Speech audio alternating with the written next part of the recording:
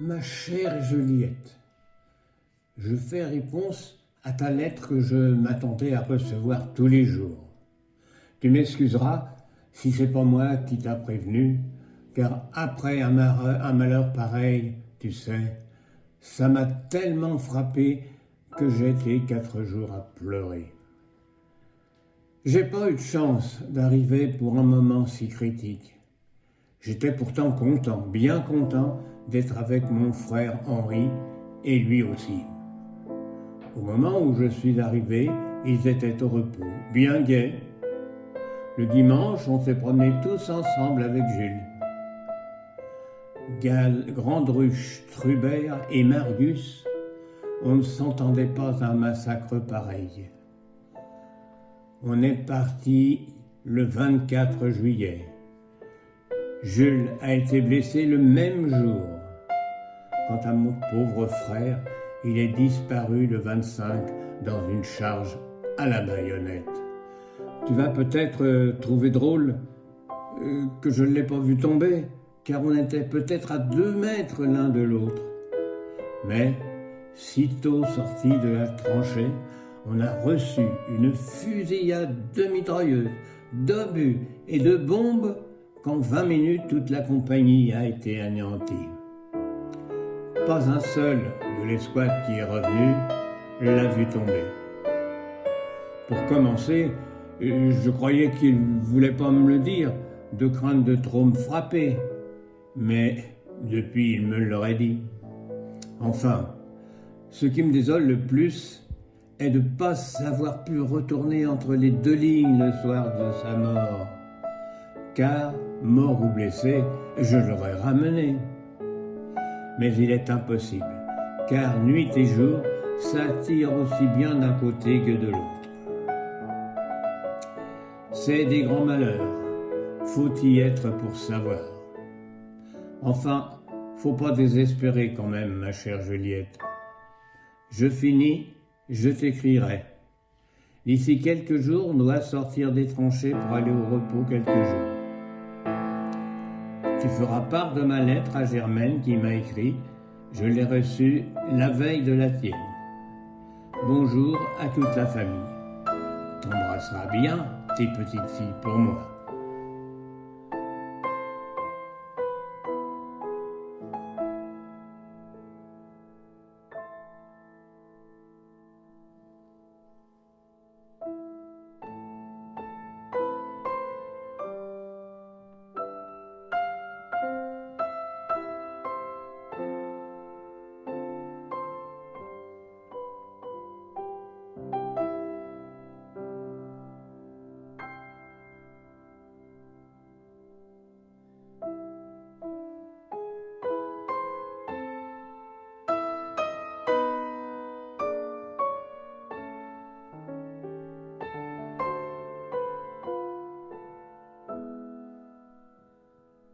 Dans la première lettre que mon grand-père envoie à Juliette après sa mobilisation, on apprend qu'il a été appelé à rejoindre le 302e régiment d'infanterie à Chartres.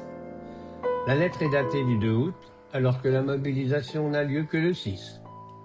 Il pense que compte tenu des forces en présence et des infos qu'on leur donne, la guerre sera de courte durée. Dans une deuxième lettre, daté du 12 septembre, il informe Juliette qu'il a été victime d'une petite blessure, mais qu'il est presque guéri. Cependant, il a été hospitalisé à Narbonne. Là, il est très bien reçu et très bien soigné. Il y découvre un paysage inconnu, très différent du sien. La mer Méditerranée et des vignes, énormément de vignes.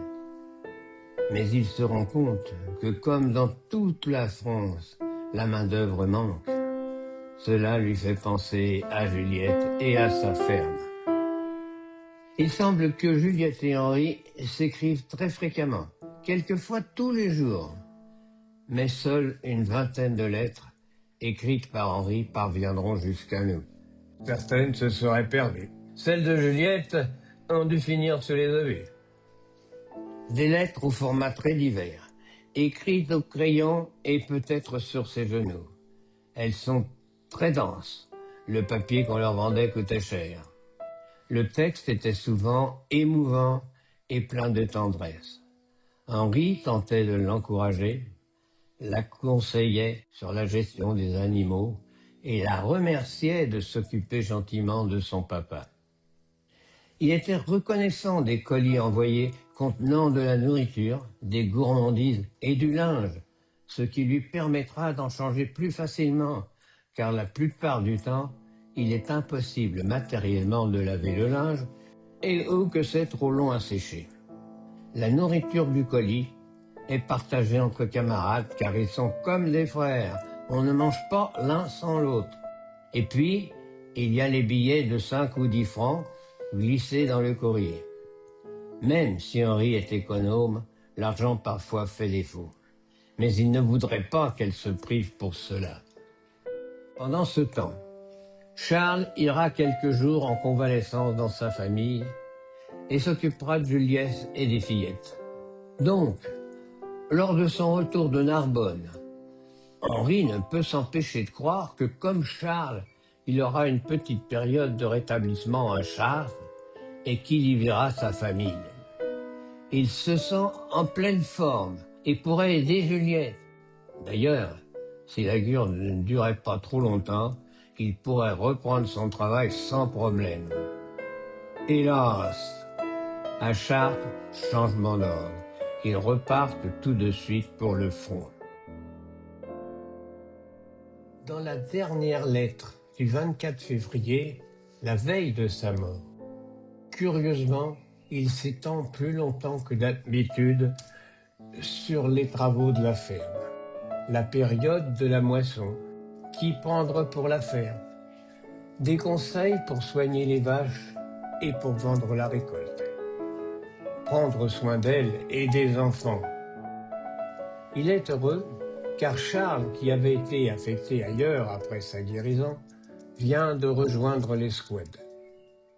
Et c'est d'ailleurs grâce à ce retour que l'on connaîtra réellement la triste fin de son frère. Que comprendre du sacrifice d'Henri et de nombre de ses compagnons sur cet ordre curieux de faire charger une troupe à la baïonnette, peut-être même en pantalon rouge, contre un ennemi armé de mitrailleuses et de canons. Avant tout cela, il y avait bien sûr eu la mobilisation et la déclaration de guerre. Mon grand-père, Gault Henri, cultivateur en Beauce à Béville-le-Comte, descendant par les femmes de Jean de Montmorency, XVe siècle, était marié à Juliette Robert.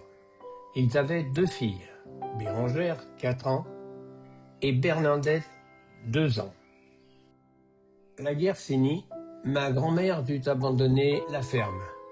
Elle trouva du travail à l'hôpital de Chartres, où elle emménagea avec ses 2 filles, ce qui lui permettait de les mettre plus facilement à l'école. Elle poursuivit sa carrière à Paris, où elle avait obtenu un poste d'infirmière. En 1929, l'aînée de ses filles, après avoir dû renoncer à des études supérieures, travaille dans un commerce comme secrétaire comptable, où elle rencontre Georges. Ils se rapprochèrent sentimentalement. En l'absence d'Henri, c'est donc Charles, son frère, qui accompagna sa nièce au mariage de Bérengère et Georges, ma mère et mon père. Charles, qui avait été gazé et amputé de la jambe droite, vécut jusque dans les années 50, mais ne fonda jamais de famille. Sur la photo de mariage, le voile de la mariée cache sa jambe de bois. J'ai peu connu Charles, mais j'ai bien connu Juliette. Pendant la Seconde Guerre, elle habitait toujours à Paris, avec Bernadette, dont le mari était prisonnier. Ensuite, j'ai passé toute mon adolescence avec elle. Elle nous quitta en 1963.